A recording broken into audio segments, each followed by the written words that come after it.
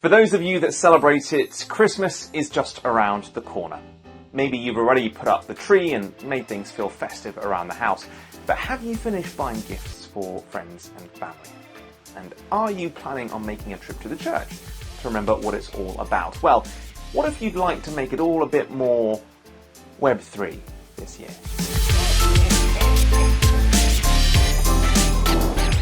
You might think the religious world is kind of stuck in its ways, but it's actually not the case at all. It's probably not much of a surprise to find a wide array of Christmas-themed NFTs available on platforms like OpenSea or on Crypto.com.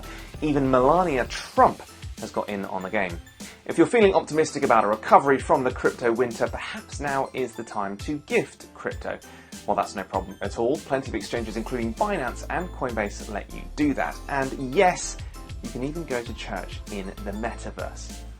While some churches like Sun Valley and Life Church allow worshippers to join regular Christmas services via a virtual reality headset, others like VR Church exist purely in the metaverse. So no matter where you are, you can still join a service. Many of these metaverse churches sprang up in response to the pandemic as a way of safely gathering to worship.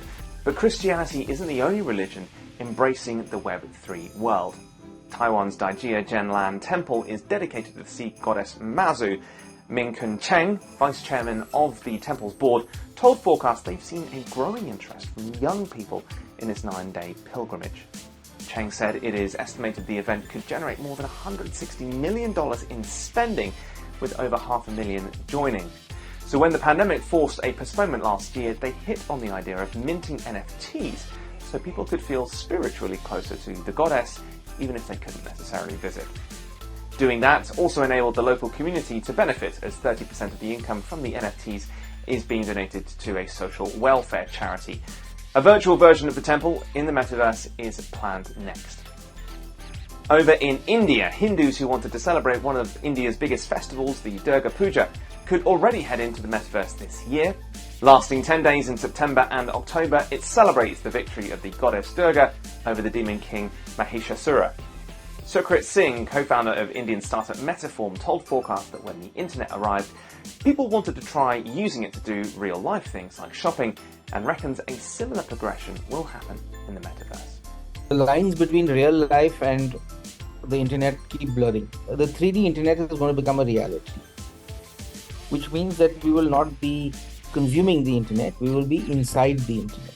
What's going to happen over the next couple of years is that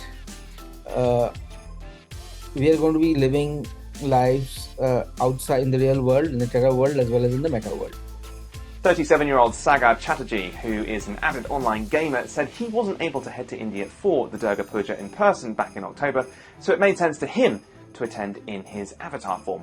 And that's exactly what Metaform was hoping for in creating 4 virtual structures or pandals where worshippers could come to show their devotion in the metaverse. We feel that one of the easiest and quickest adaptations or pivots that are going to happen to the metaverse of our daily human behavior is going to be devotion. Yeah, because devotion is something where there aren't any questions asked. It's faith, right? And if anything get you closer to your faith, then you go for it. Sukhrit says the virtual pandals saw around 20,000 unique visitors this year, and there are much bigger plans for the future. It's a beginning, and we learned a lot. How to build, what to do. For example, the deity should always be live. The pandal guys, they don't have any designs, they just organically build it. And we need to build in advance. So there's a lot of challenges and a lot of learnings. We're looking at 300 odd temples right now, and talking to them to see how we can get them on the metaverse. Right? We're looking at various gurus, talking to them. You can create an ashram in the metaverse. You can do lots of things. The challenge for people in India who want to give it a go is access. At the start of this year, less than half the population were able to access the internet, and only 2/3 had a smartphone. Sukhrit added that it's not always easy to persuade religious or cultural institutions to try such experiments with new technology, but he thinks it's worth doing so if they want to get their message out there. There will be a demand for religion on the metaverse. Let's take a simple example that there's a bhajan and then there's a Astha channel or a religious channel. These are just mediums of the same message. So the message is going to be the message of God Mrs. Durga, Jesus, whatever it is. But the medium will keep changing. Others aren't so sure that such changes will appeal to everyone.